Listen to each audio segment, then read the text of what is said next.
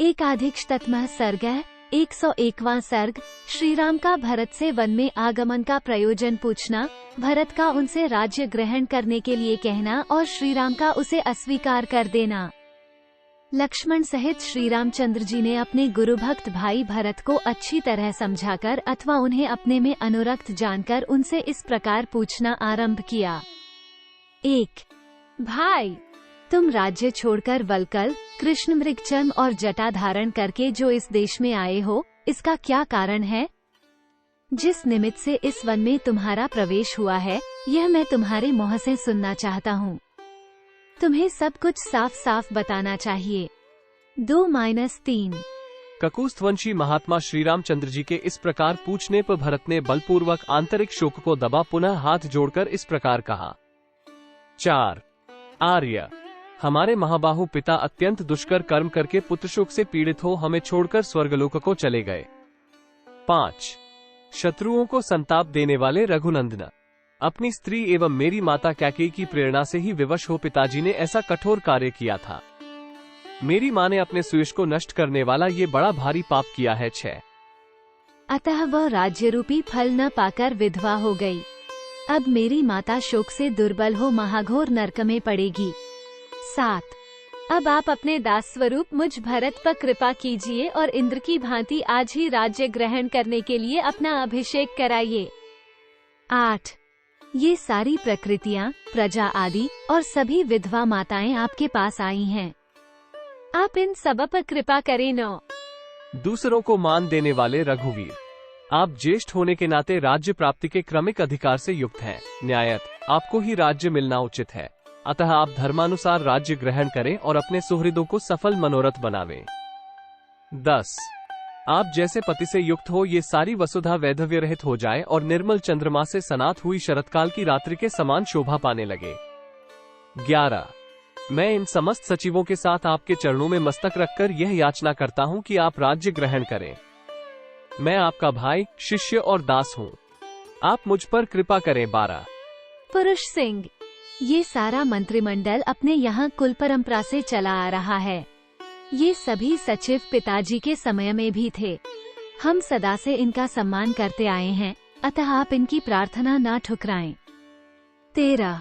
ऐसा कहकर कैकेयी पुत्र महाबाहु भरत ने नेत्रों से आंसू बहाते हुए पुनः श्री रामचंद्र जी के चरणों से माथा टेक दिया। 14.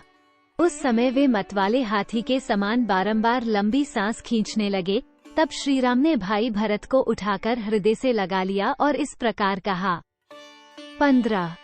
भाई, तुम ही बताओ, उत्तम कुल में उत्पन्न, सत्वगुण संपन्न, तेजस्वी और श्रेष्ठ व्रतों का पालन करने वाला मेरे जैसा मनुष्य राज्य के लिए पिता की आज्ञा का उल्लंघन रूप पाप कैसे कर सकता है? 16.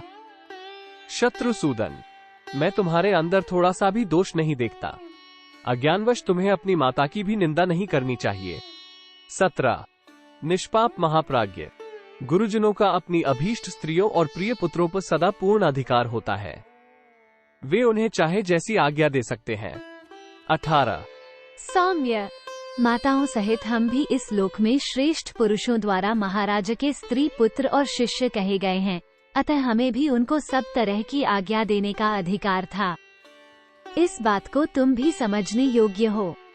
सौम्य, महाराज मुझे वल्कल वस्त्र और मृगचर्म धारण कराकर वन में ठहरावे अथवा राज्य पर बिठावे, इन दोनों बातों के लिए वे सर्वथा समर्थ थे।